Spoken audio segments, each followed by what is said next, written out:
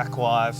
I'll let our guest explain where we are in a second, but I'm joined today by Kiwi. He is very popular Kiwi because I think anytime there's a major event on the track, he seems to just absolutely dominate.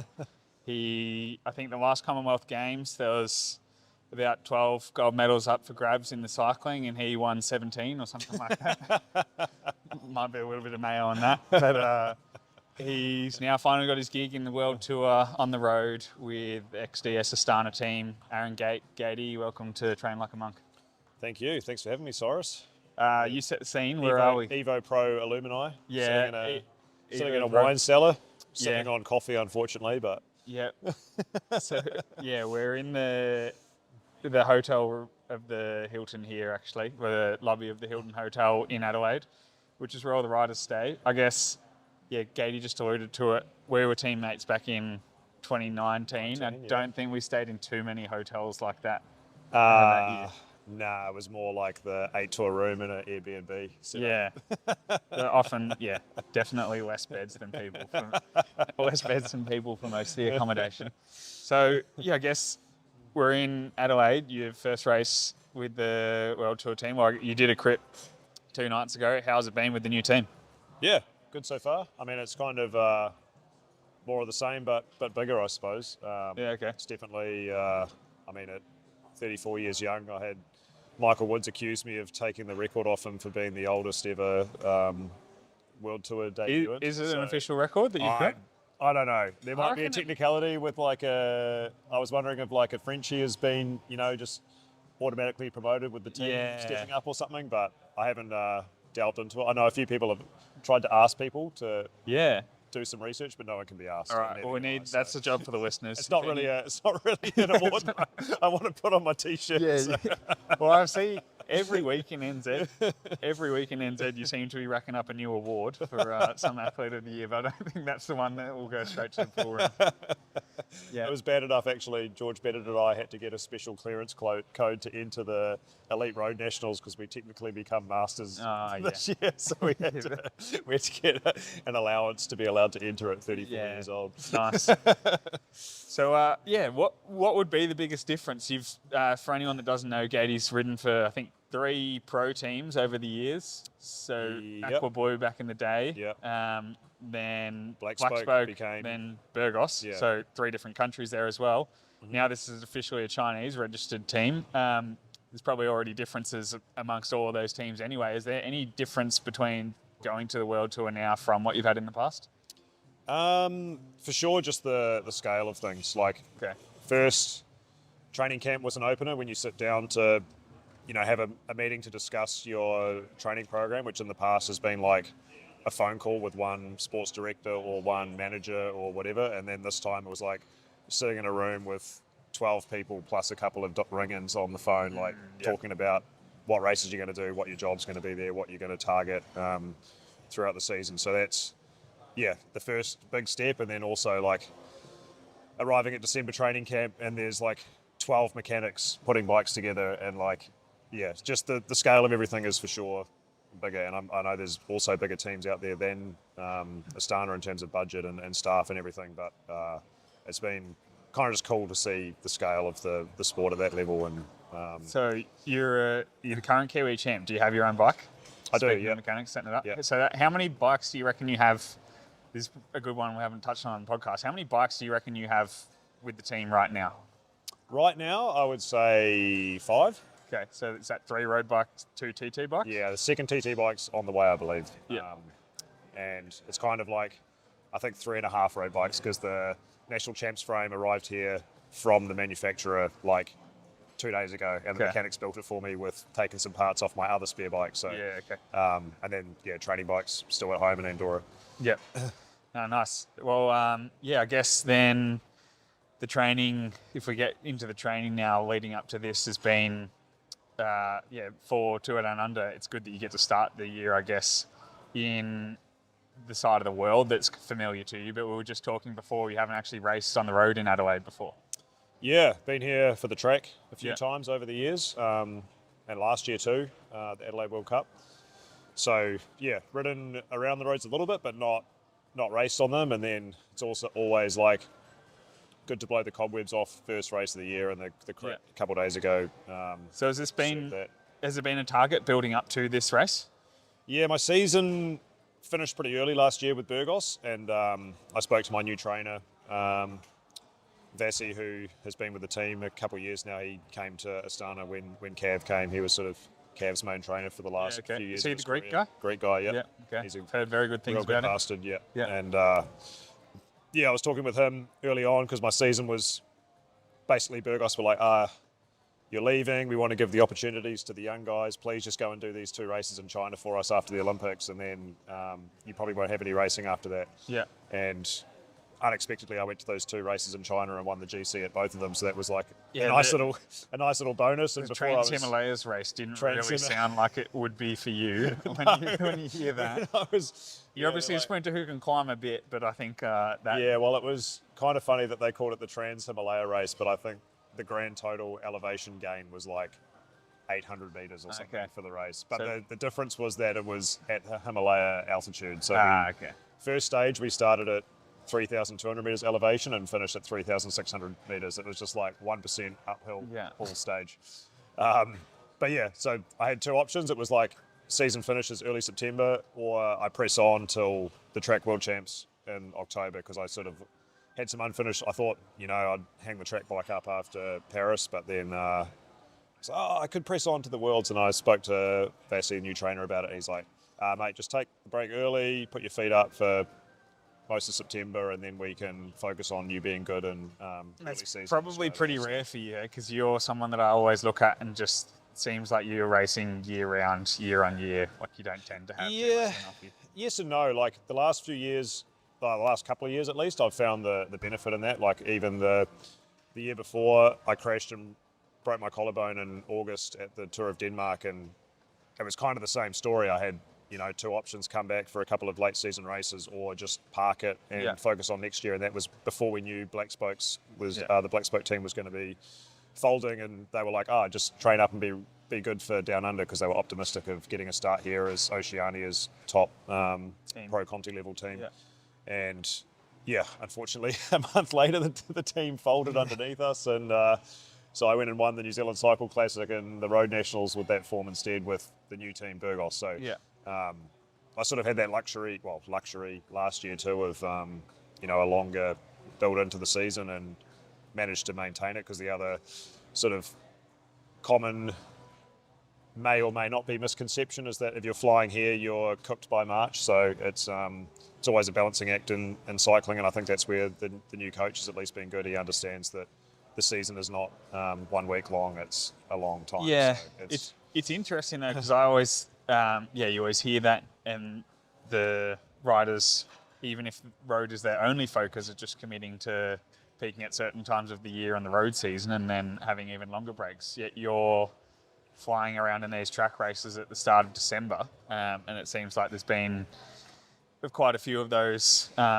took part for you here. Was that something that you're actually trying to be going well for them, or in doing those you end up going well just by accident almost? I think it's kind of combination of the both. I think I'd worked with my previous coach Simon Fennell for 15 years or something, and I think he got to know how I operated, and as the more you do it, what makes you tick. And then I think also, it's easy to say, I'll just go to a race and use that for training, but subconsciously I'm not someone that can fully commit to that rhetoric, and so you end up training a little bit harder, doing a little bit faster, going pushing a little bit more watts than you should in the VO2s. Well, not that you should, but what's prescribed, and then that brings your form up, and then you go to the race, and then that brings your form up again. So it's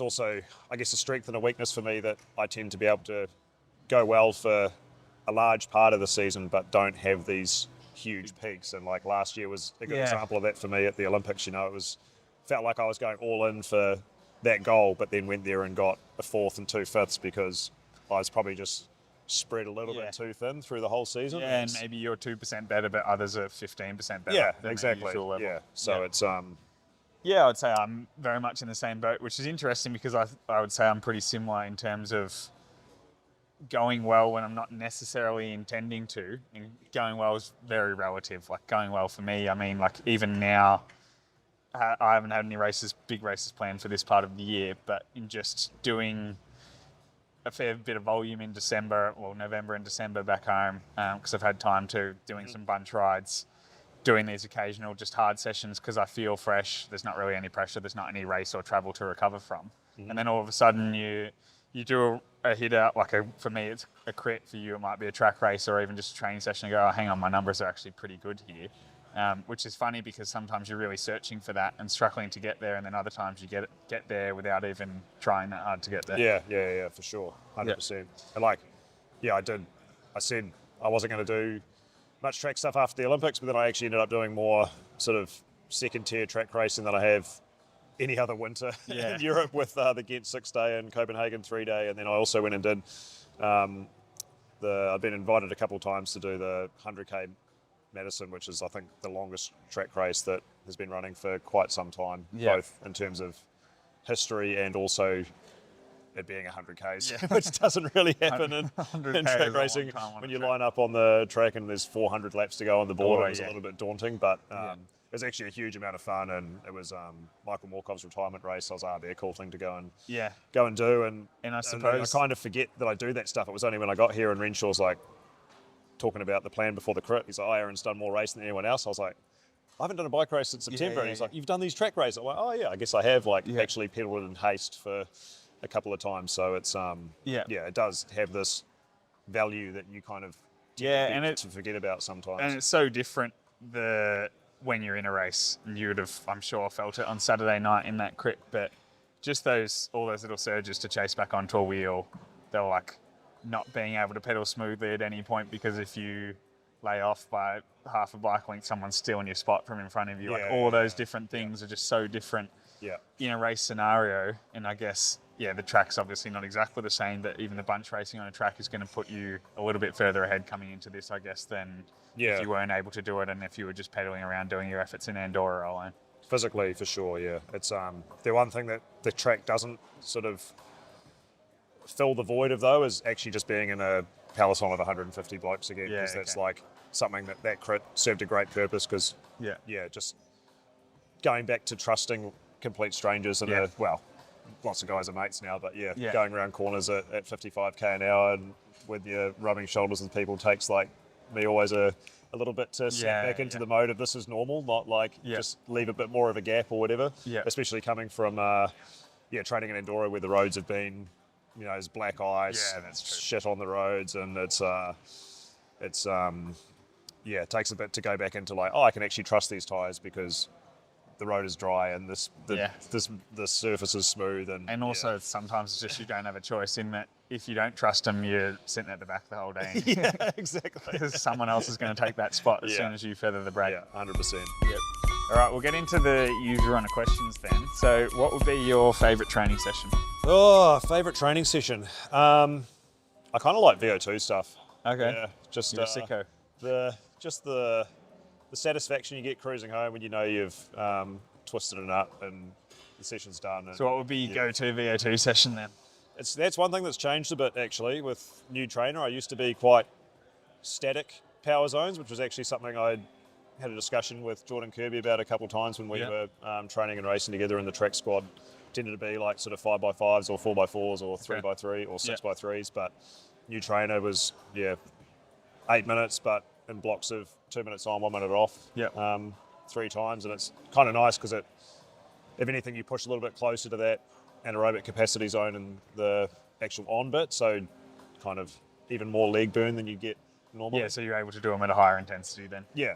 Which felt like a good way to really get tuned up ready for the racing here, especially on the terrain we have in Adelaide, where there's not many flat bits of road in the race, and so you really need to be able to punch. And I guess a lot of the efforts that you're doing in road races like this are that 1 or 2 minute really hard effort and just being able to repeat it over and over again. Yeah, because when you're in the Adelaide Hills there, it's just even that while level. longer, it's not like you start the climb and think, oh, I'm just going to press set now and ride at 450 watts up here and be sweet. It's like you got to do the accelerations and everything else that goes with it. Yep. I say 450, my weight is probably more like 550, but you can ride 450, but you just won't be with the peloton.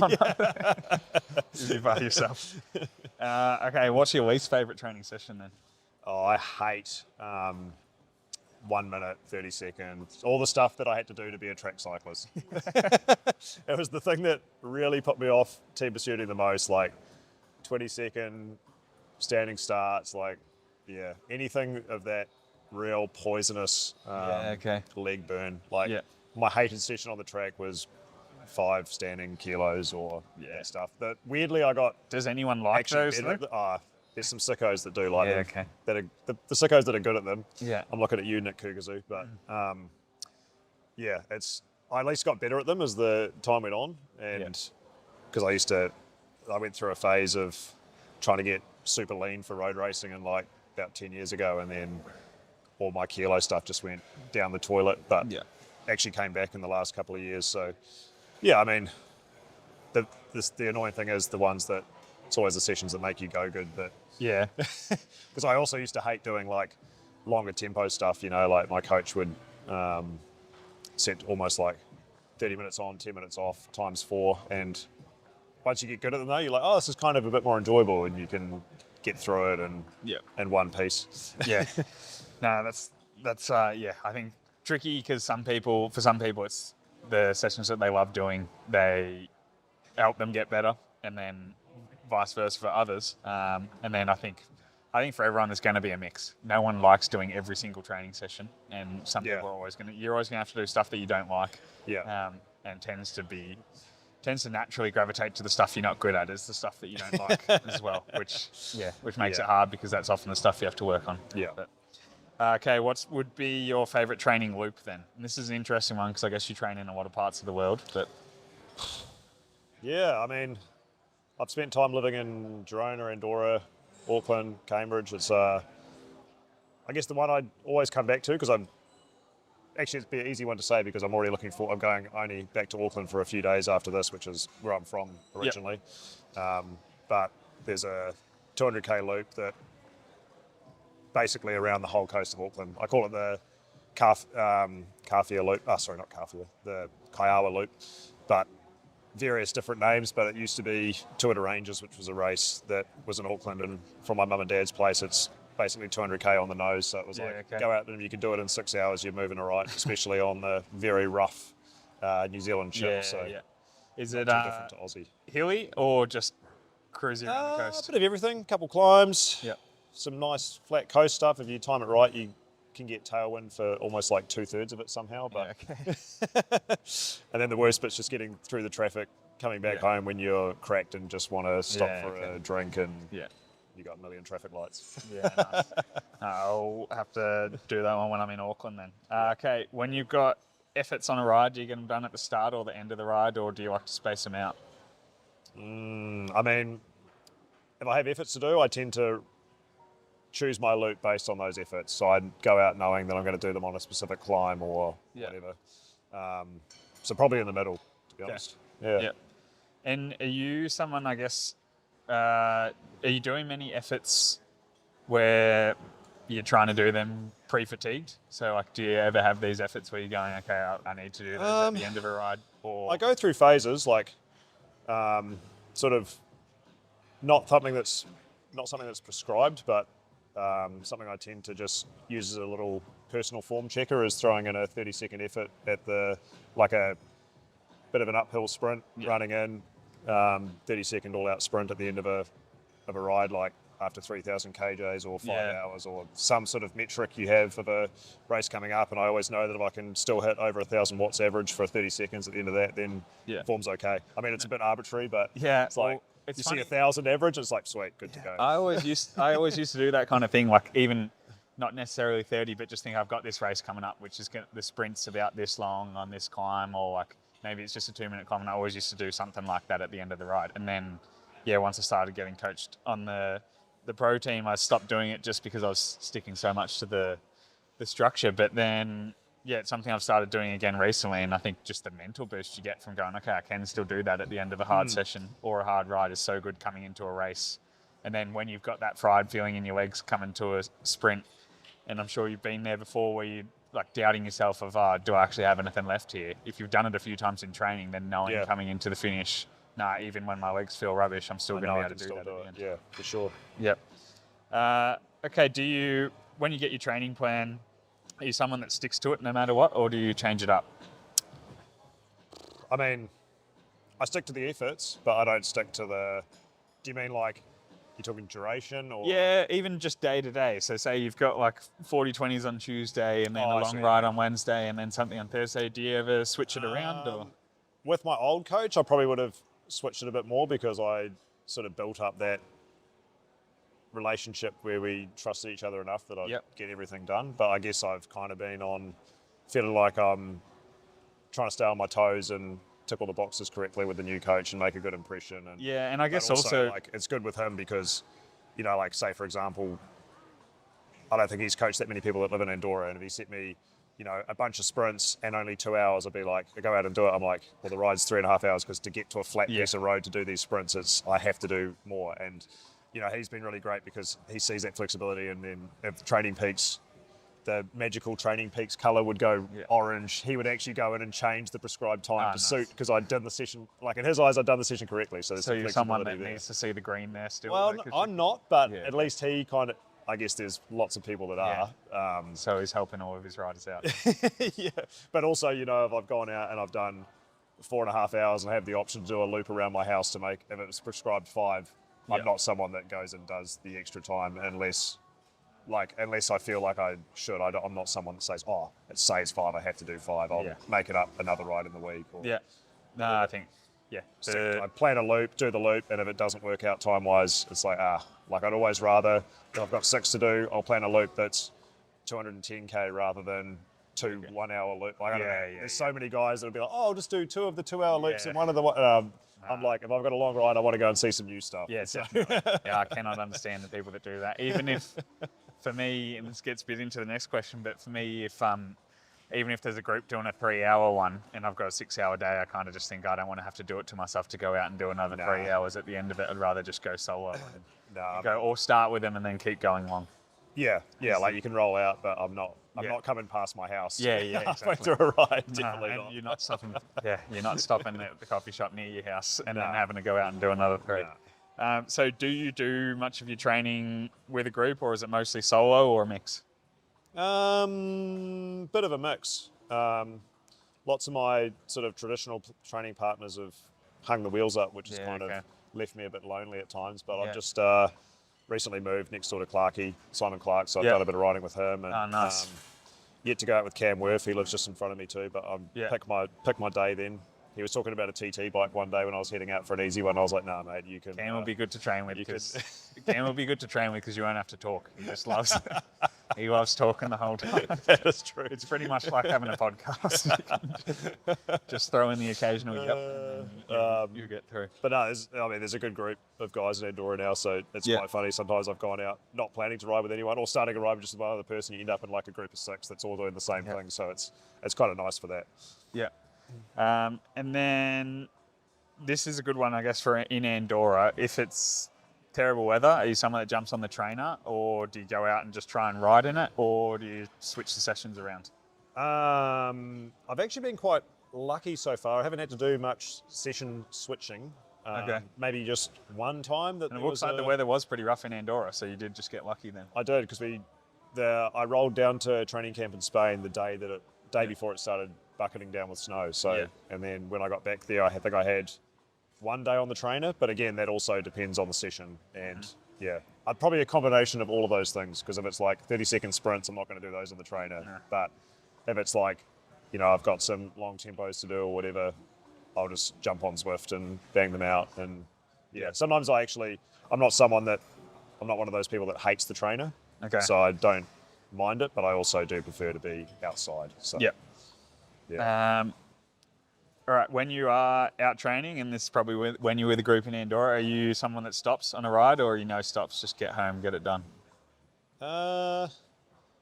Generally a stop, like depends on the session, but yeah, I don't mind a stop. Yeah. What's your go-to stop in Andorra then? For a lot of guys, it's the Repsol service station just before you come back across the border, which is actually kind of stupid because it's got no seating and it's probably the most overpriced gas station in the whole area. Say, well, it's just the sheer location. Is Sometimes if you can press on to get across the border, you'll literally pay half the amount for your Coke and Snickers bar. So, but there are some, the cool thing with Spain, I like the Bocadillo dice roll. Like, what are you going to get? Is it going to be good or is it going to be shit? Just stop at a random country house. Well, they all tend to be about €3 too, and then some are probably worth about €12 and some are worth €1. Exactly, yeah. Just depends on it. And then the other dice roll there is sometimes you'll stop thinking you're just going to make a quick stop to get home before whatever. Like for me, sometimes it's the kid pickup or whatever, but then you end up waiting like 2.5 hours for a piece of bread with some ham on it. So. So the next question is, what is your favourite training food? I guess a good bocadillo, but what about in your back pockets? What would be your favourite training food? Oh, wifey's banana bread. Hard to beat. Yeah. Yep. Yeah. She's pretty good at that actually. I think I've actually had some of that. So she prepared me and Mudgy, one of our other Evo Pro teammates, when we had to drive from Girona to Belgium for the Evo Pro team. And we did that in one hit. Yeah, so we went from Girona to Belgium, one stop in the team van for petrol halfway. And it wasn't much of a van, so it was foot flat the whole way. But she made us a loaf of banana bread, and it made it about 3 hours into the trip before we demolished it, because we didn't have enough to afford food at that point either. So it was nice that she made it for us. That was we got our calories in for the day as well.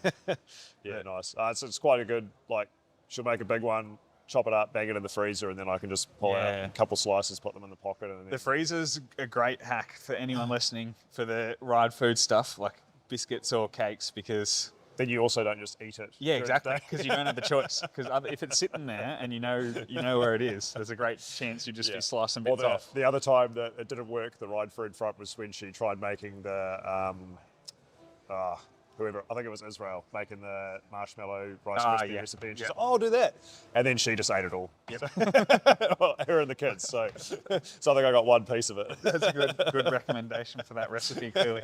Yeah, no, if you put everything in the freezer, then you just wrap it up. Well, freezer wrapped up already, and you just whack it in, and then it's thawed out by the time you need to eat it. It's perfect. Ziploc bag, already pre-wrapped in tin foil or baking paper, and away you go. Yep. So what would be your go-to pre-ride meal then? Breakfast? Porridge. Porridge? Yeah. Just stock standard every day? Sometimes I mix it up with some muesli, but porridge generally the go-to. That's probably pretty good, especially this time of year in Andorra when it's colder. Yeah. Porridge. Yeah. Actually, summertime, sometimes bircher, especially in Girona when it's hot, but overnight oats in the fridge with some blueberries. And well, that gets you about half an hour into the ride before the core temp cools back down again. And then straight in from a ride, what's your go-to lunch? Protein shake, shower, then an omelette probably. Yeah, okay. Omelette, salad. Simple. Yeah. Yep. Depends on the ride. If I have to ride again the next day, it'll be, maybe a omelette and a sandwich, but I do love eggs post-training. Yeah, okay. And then do you do any low-carb training, or are you always well-fueled for all your stuff? No, I think variety is the spice of life. Like, I don't mind heading out for a fasted ride every once in a while. Like, not really. How often would you do it? Probably once a week when I'm at home. Yeah, okay. In like a big training block. Maybe just for the twice. Rico rides or for any endurance rides?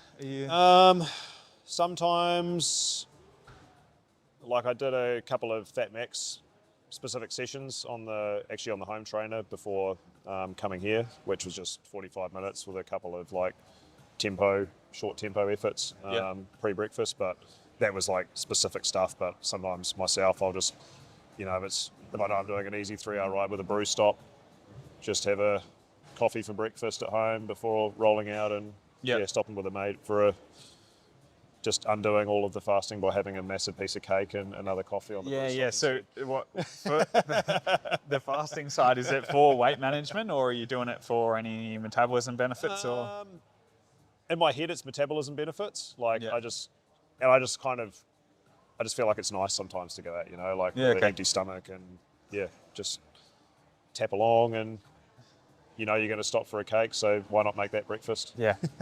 Enjoy it, and cake tastes a bit better that way. That's Yeah, for sure. exactly.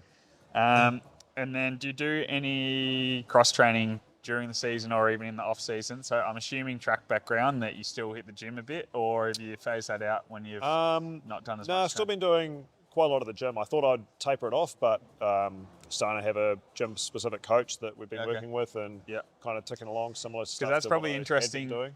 Like track, it's been around for ages. In the road, it's just come in a lot more recently. Yeah. The amount of gym focus for any kind of rider, I guess. Yeah. And even like my early track days, I still wanted to be a road rider. So every time there was mention of the gym, I'd get like an allergic reaction and just lie on the stretching mat for like an hour and a half and call it a day. But just that fear of putting on muscle. But in the last 5 or 6 years, when I have actually just thought I'll get stuck in and, you know, go to the gym and make it count, then I've put a lot of muscle mass on, but I've also got a lot faster. And my climbing hasn't really, I mean, I don't want to speak too soon, touch wood with Malunga coming up, but the climbing hasn't really got any worse. I just put out more power and have a better sprint. So it's kind of been a win-win with the gym stuff. And probably we'll just keep it going. I mean, the difficult thing, of course, is like, this is a great example of where it's hard to keep it going because, you know, I've been here a week already. We start a week-long stage race, then we go to Cadels, which is another week. I go to Nationals, which is another week, back in NZ, and then I go directly from there back to Europe via UAE Tour, which is another, you know, week and a half. So by the time I get back home, I would have been nearly 7 weeks out of the gym. Yeah, and then those first 2 sessions just absolutely suck. Yeah. The first one, in terms of massive DOMs, so I you've got think to pick your battles sometimes. That's the tricky thing. Like, people are always worried to start because of the DOMs, but I think, it's good for people to hear that you just have to do it still. Well, you don't have to, but it's beneficial to do it. Yeah. But at the same time, it's probably not going to be beneficial to be trying to squeeze it in during this week when you have to do it. I think, stage race. yeah, some guys are better at doing it than not, but I also find the most benefit from the gym when I've done a good block of it and then take it away for a bit, and then that's when I tend to, you know, really capitalise on the bike in a bike race on the effect, the training effect from doing it. So I'm not someone that routinely has to go once a week for the whole year, but when I do get a chance to do it, I do try and make it quality. Yeah. And then any other cross training other than just throwing your kids in the air sometimes? And Kids act as pretty good cross training, running around them on the pump track and stuff. But who's our other Evo Pro teammate? Not be walking down the stairs. Let's get him on next. I mean, do you do any skiing or snowboarding up in I wanted to do some skiing this year, but calendar didn't really permit with how tight everything ended up being. Did a bit of, I always try and do a bit of running in the off season, but basically the year-on-year tradition is I go for my first run, blow my IT bands out. By the time they recover, I do one more run, and then I'm time to get back on the bike again, and I just park it. So I did exactly the same. I did exactly the same thing this year, but the second one of those runs was a marathon, and then my ITV bands were that cooked that I couldn't walk for ages. My knees were in that much pain because it was just literally tugging on it the whole time. So I did the double up this year. Actually, not quite a marathon, but I did one run, then I did like 10K or something on the treadmill at the gym. Next day, did a hike up to 2,800 meters with my wife, and then the way back down was really sealed the deal on the IT bands, and then didn't touch. That's enough to stay off the feet for a long time. Half the problem is probably my running shoes tend to be the freebies that I get from cycling teams or the national teams. I always just assume that the runners that we get given from cycling teams will be good quality, because obviously every bike thing that we get is really high quality, so you'd assume the casual shoes for the podium will be the same, but I don't think that checks out. But right, we'll get into the rapid fire round. So this is just rapid fire would you rather, which one you would prefer. So aero or lightweight? Aero. Disc or rim brakes? Rim brakes. Nice. You did win the Com Games road race on rim brakes. That's why I had to say it. Yeah, and that wasn't that long ago. So it was probably the last major event to be won on rim brakes, I'd say. Tubeless or clincher tyre? Clincher. Saddlebag or handlebar bag? Saddlebag. Socks over or under leg warmers? Under.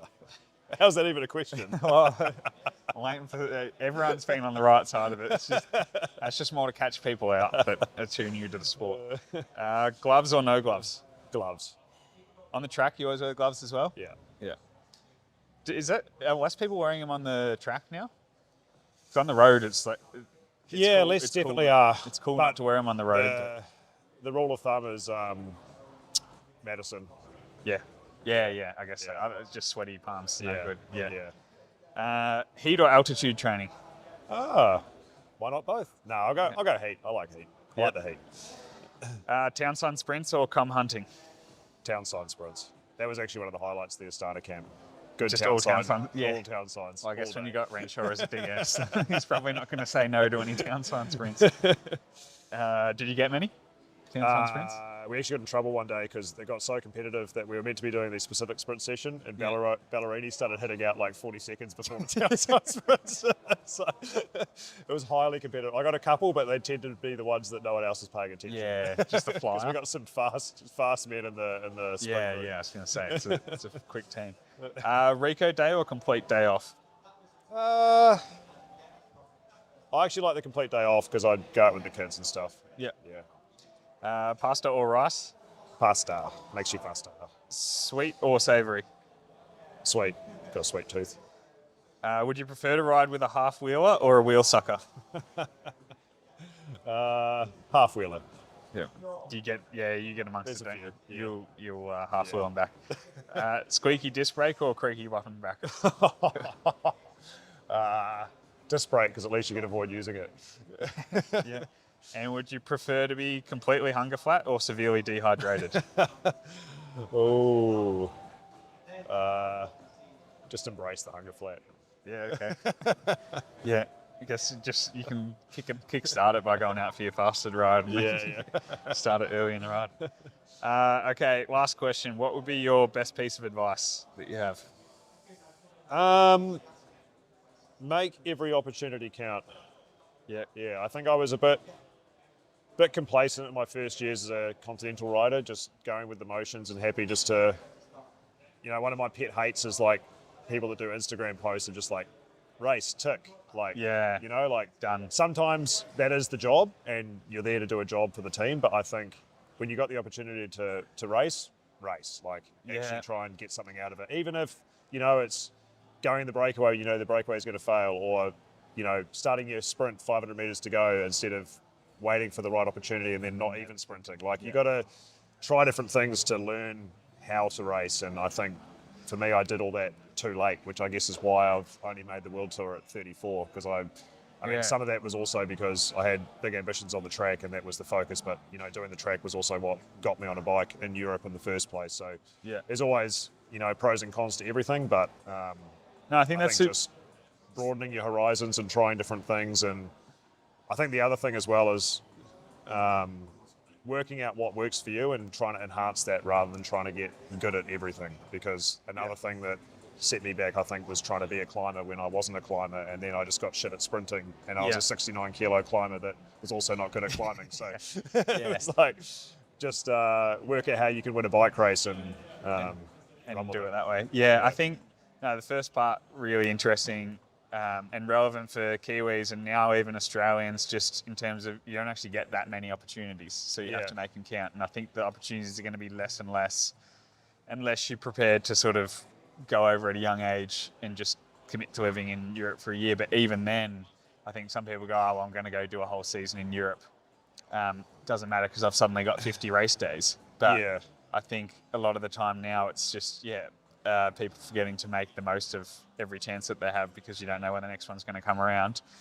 And you would have certainly seen plenty of times you don't know when you're going to break a bone and be out for months at a time. That's true. You don't know when you're going to have a crash in a major race that means that all that hard work's down the drain. So when you have those opportunities where things are going okay and you're in a position where you can make the most of it, you have to do it because it doesn't come around that often in sport. Yeah, it's one of those things too where it's always like a balance because you want to make the most of every opportunity, but then some kids will take that and think, oh, well, I've got an opportunity to go and ride for a whatever development team in France or Belgium or whatever, and then they want to get on the first plane straight after nationals, and then you're in Northern Europe in middle of winter when it's miserable, and you could be back here, putting in some good base Ks, going over ready to race when it starts to warm up. Not that I'm saying you have to be soft and Yeah.